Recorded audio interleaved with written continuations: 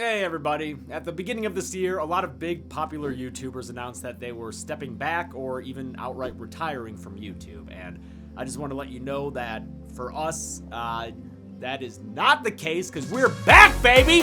Woo! I mean, the truth is that we've been back. I've been back. But apparently not everyone knows that because I keep seeing comments on places like TikTok asking if I'm still on a break. I'm not. No. And in fact, for the first time since 2019, we're planning to release an average of at least one kill count every single week in 2024. Not only that, but we'll be trying to hit as many of the most requested movies as possible. The ones sent into deadmeatmovies@gmail.com, which is the only way that we can keep track of them. So send in your requests there to make them count. And if you have been away and are wondering what you've missed, just check the kill count playlist for now. Pretty soon though, you'll be able to use a website we've been developing to look up whatever horror movie you want and see if we've covered it in any way, whether it was on the kill count, what's your favorite scary movie, a Patreon video, or the podcast. Speaking of which, we've still got the podcast every other week, and we're finally planning on returning to some research episodes this year. And additionally, we have season 2 of Zorn's They Talk series and an upcoming brand new series hosted by Chauncey K. Robinson. It's called Production Tales from Hell, and honestly, it is professional as shit. It explores all the problems and what ifs behind various horror productions. Finally, we will continue to do special stuff like the Horror Royal Rumble that just came out, and the crown jewel of Dead Meat, the Horror Awards. This year's will be out on March 3rd. Okay, with all that promo stuff finished, I want to get real with you about some stuff, and for that, I don't want to be scripted kill count host James, so why don't we head over to the live stream set, where you can find me every Monday, by the way, doing a horror news and channel updates live stream at 9 a.m. Pacific, noon Eastern. In it, I recap the week's news in the horror world and let you know updates about Dead Meat. Okay, I think that's the last of the promo stuff, so let's get real for a minute, all right? All right, so I don't have a script for this section, but I have been thinking about it for a while, so I'm just gonna give it to you straight. In 2024, my goal is to get Dead Meat back on top. Whether it's a change in the algorithm, or just viewing habits in general, or maybe it's just me getting old, but in any case, it seems like not all of our subscribers are catching all our videos lately, which I honestly find to just be a damn shame because seriously, I think that we are putting out our best work we've ever done. I know for a lot of people, like 2018, 2019 era Dead Meat, or 2020, if you caught me during the pandemic, that's like what you remember and what you really love. Maybe because of nostalgia, or maybe you like the style of those videos more. That's fine, that's cool. They were totally different back then. They were more about jokes and just quick little recaps of movies, but that wasn't very fulfilling for me, especially the just recap part. I really wanted to celebrate my love for horror movies and for movies in general and filmmaking and share that with all of you, which is why we changed the show to focus on the context of how the movies were made and showing you all the people involved in making them. Thus, the change I made this year to the long-standing intro of the kill count, adding the and show you how they were made part. Welcome to the kill count, where we tally up the victims in all our favorite horror movies and show you how they were made. I think that makes kill counts a more fulfilling viewing experience. And I think that especially in like the past 6 months, we've really nailed down the balance of information and humor. Now, I know that there are other differences between current kill counts and old ones that you might not like. It fucking sucks so much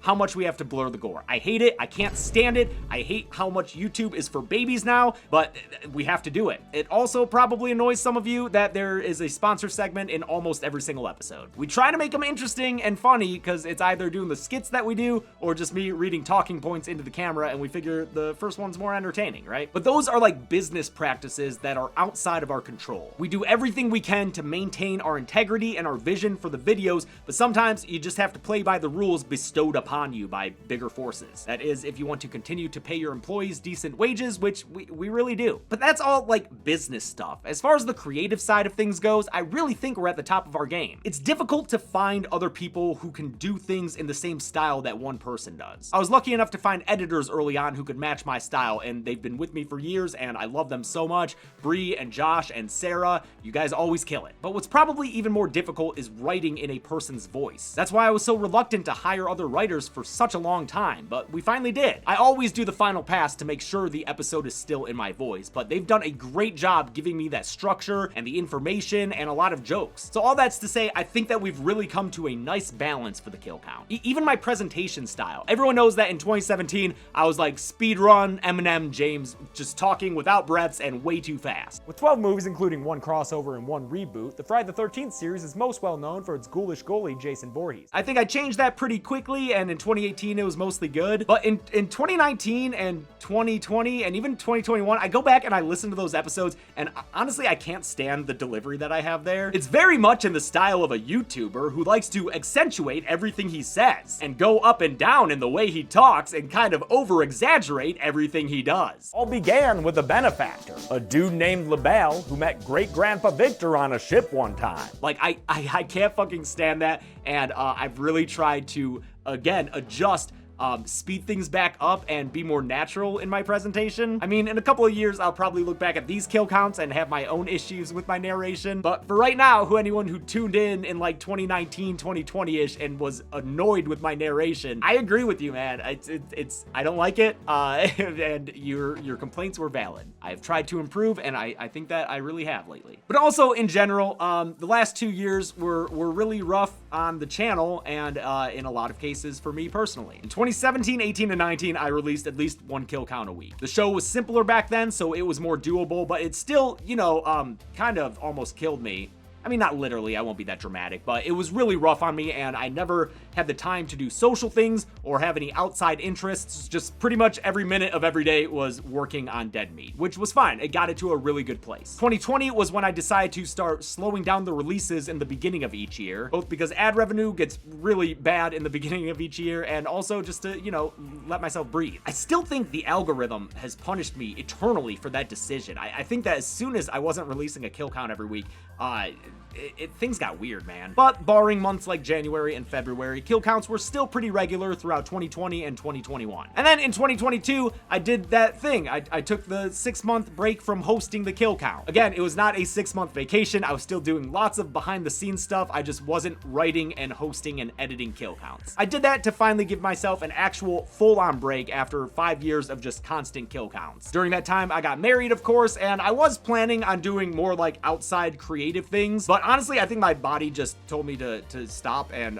just let myself relax. And so, you know, that's what I did outside of the administrative stuff that I was doing during that time. I did relax a lot. I mean, I still put together a friggin' award show that we ended up doing and also helped design the new kill count set, which I'm still proud of. But yeah, I need a little bit of relaxing time, and that's what I got. When that was over in June 2022, I was so ready to get back to work, man. I had the new set, I had the new staff, and everything was going really well. And then in the fall of that year, we started running into increased copyright issues and also increased content issues. I think that was around when YouTube really started to clamp down on gore and stuff. But really, it was the copyright issues from a specific studio that has prevented me from covering their movies ever since then. We are still working on getting that resolved, but that was a big speed bump for me. It also didn't help that right as I was coming back to host the kill count, that was when I found out that my dad had cancer. And you know, anyone who's gone through that, they understand that it is a long, drawn-out process with a lot of weird ups and downs and hope and just misery. And so the second half of 2022 was kind of trying to prepare for that and find solutions. And I had to keep going to Michigan and help clean his house and do all this other stuff. And it seemed like he was getting better by the end of the year. Like, he came to our house and visited for Thanksgiving, and that was really great. That was the last time that I got to, be with him and have him up and about. But then right at the new year of 2023, that's when things took a much worse turn for him, when he had to leave his house, never to come back. First he went to a hospital and then to a rehab center for many months. And it was just, I remember at the end of 2022 telling Chelsea and all my close friends, okay, I think that 2023 is the year that I get the kill count back on track. I want to do like weekly releases and hit all the biggest requests and basically do what I just said over there that I'm going to do for 2024. And then immediately I was hit with this news that like, no, dude, your dad is dying. So obviously that impacted things. I was able to get the Scream recounts out and like the Tripper and 28 Days Later. But then after that, I had to stop. I'll never forget the day that I got a call from my sister telling me that I had to fly to Michigan right then. And I was at the airport in like less than 2 hours after that, took a red-eye flight to Michigan, like took a cab to the hospital, ran in there, and I thankfully got to briefly talk to my dad one last time before he went into not a coma, but not speaking, unconscious for a week. And for that week, I sat there next to his bed in the hospital, and and then the week ended, and that was it for him. So that was a rough 2023. I obviously wasn't in the state to work after that happened. So again, I took a couple of months off, and that was when Zoran did Critters. And as much as the 2022 break hurt the channel, it seems like this break hurt it even more. I don't know if fans just saw that I was gone again and didn't know the full extent of why, but it seems like a lot of people tuned out, which was really depressing on top of what I was already going through. But, you know, I grieved. We had our wake for him, and Chelsea and I finally got to go on our honeymoon in 2023, my first time ever overseas. It was an incredible experience, the best 10 days of my life ever. And by the end of that, I was finally fully ready to go, ready to get back to hosting and kill counting and making the best series possible. And I came back and we started doing that, and then the strike happened.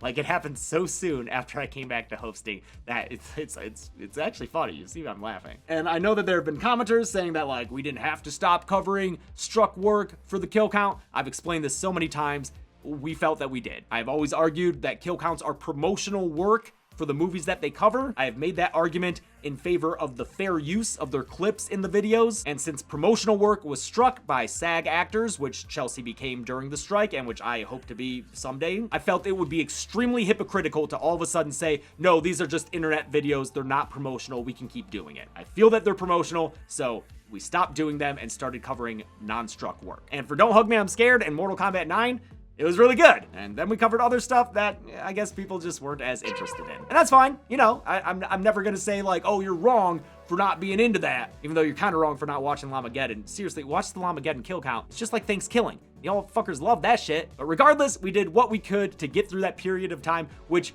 so unfortunately for us included October. I don't know if you've ever worked a job where it's seasonal and there is one specific time of year where you make your year's revenue. That's Dead Meat, the horror channel, in October. And there we were last year, unable to cover the things that people really wanted to watch and that would bring in the more casual viewers. And man, did that suck. That really sucked. But finally, the strike ended in November, just in time for spooky season to be over. And ever since then, I swear, I've never been more proud of the kill counts coming out. And the wild thing is that it seems like the people who are watching the videos agree. Of course, there are a few comments being like, yo, you fell off. Yo, new Dead Meat's mid. But by and large, the majority of the comments, the vast majority, are always saying that, oh, this is the funniest episode yet. This is your best script yet. This is the best to the numbers bit yet. And I agree. I agree that we're making really good stuff, but for some reason, it's just not reaching the same amount of people as it used to. Again, could be plenty of reasons for that, but my goal for this year is to reach those people again and to let them know that we are done with the breaks, and I am treating this just like I did back in 2017 and 2018 and 2019